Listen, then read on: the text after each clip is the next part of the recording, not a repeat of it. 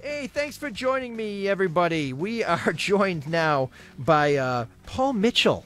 He is with not the hair guys, although I imagine he's an incredibly handsome man, doesn't have a goofy ponytail like that Paul Mitchell fella. I always wonder why these guys who sell shampoo and our barbers are bald and have ponytails. That's not a hairstyle.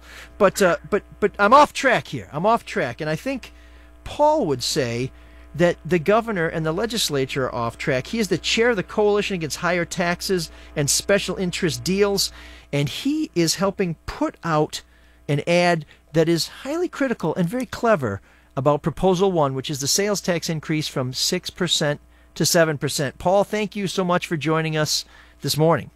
It's good to be on the show. Thanks for having me. And in answer to your comment, my hair is mostly white, so it certainly is not an advertisement for Paul Mitchell hair care products. Trust me.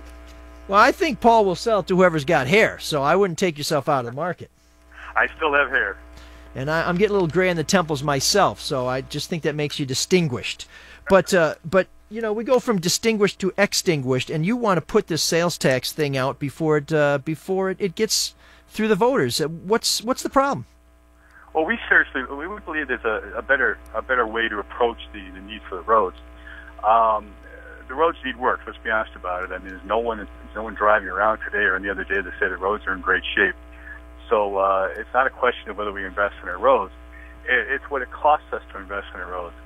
And the reason we put out the ad the way we did is to make the point that we are paying, under the ballot proposal, $700 million to a variety of other interests in order to have the right to invest in our roads. I refer to it as holding the roads hostage or paying a ransom, and I think it's a fair description.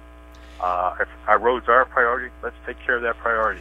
If there are other priorities, let's address those separately, but let's not make it one giant grab bag. It's not fair to the voters.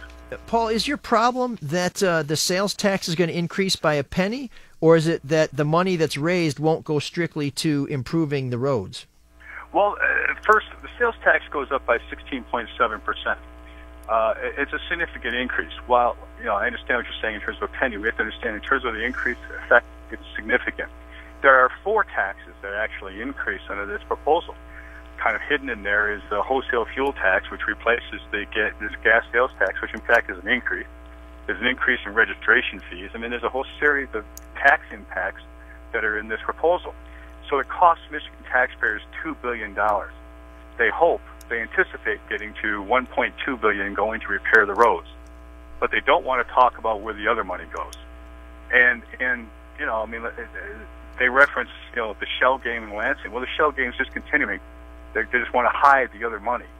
Let's talk about this. And if the road is the focus, which I think the roads are. I mean, you have agree they're not great. Then let's repair them and let's pay the cost it takes to do that and be honest with taxpayers. Well, I hear what you're saying, Paul, but are you opposed to increasing the sales tax by 1 penny or 16.7%, however you want to put it? Is that the root of the opposition, or is it that there's these other things kind of that snuck in with it? Well, the root of the opposition is that literally in this ballot proposal, not one dime was saved within the state budget. Can't find any money, and we're going to increase taxes. We're going to increase taxes $2 billion to do it. I got you, but I want to get to that one question. Are you willing to pay an extra penny in sales tax if it goes strictly to the roads? I don't think I know where you're going, and the question is it's pretty simple. Well, I know it's pretty simple, but the answer is not as simple as people want to make it. Are we being cost effective in the tax monies we have? If we are being as effective as we can, then I think the taxpayers in Michigan will say we need to fix our roads. Let's just fix our roads. They haven't met the first standard yet, ML, which is really, can they save money, how they do it under the current budget, to then talk about raising taxes.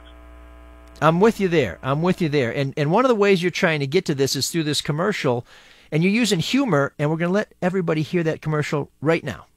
And here's your receipt. Whoa, that's high. Yeah, that's Proposal 1. It's a sales tax hike. It gives Michigan one of the highest sales taxes in the nation. Who's that? That's the special interest. I didn't pay for that. Oh yeah, you did. Lansing politicians say the tax is going to the roads, but nearly 40% of it goes to special interests. Vote no on Proposal 1. Demand a better way to fix our roads. Now, you're hearing that commercial, but this is a very, very funny visual where there's a guy who ends up in the checkout line in a suit who's a special interest, and in the end, our shopper is having trouble stuffing this special interest into her trunk, which I think is a pretty apropos analogy. Paul, why'd you go with humor on this? Because it's a pretty serious subject, but it's a very funny commercial. Well, it is a serious subject. Sometimes, though, you have to get through all the noise that exists on TV or on the radio and have a sense of humor about what the message you're trying to send. And the message we're trying to send is that no one would make a decision to dole out all this money to other folks in order to fix our roads.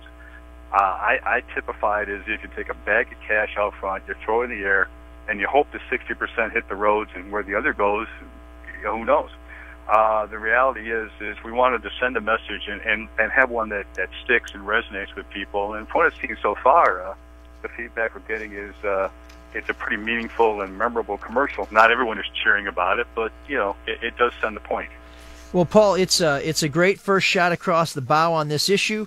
Ultimately, the voters will decide, but between now and then, you're going to see what Paul Mitchell, the chair of the Coalition Against Higher Taxes and Special Interest Deals, has to say about it. And watch for that commercial. Whatever your position on this issue is, it's pretty funny. Hey, Paul, thanks for joining us today. Thanks for having me. Have a good day. You too.